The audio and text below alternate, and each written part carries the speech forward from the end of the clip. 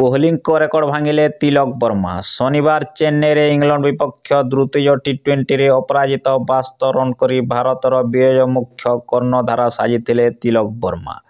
ଏହି ମ୍ୟାଚ୍ରେ ତିଲକ ବର୍ମା ଦର୍ଶକଙ୍କ ମନ ମୋହିବା ସହ ବିରାଟ କୋହଲିଙ୍କ ରେକର୍ଡ ଭାଙ୍ଗିଛନ୍ତି।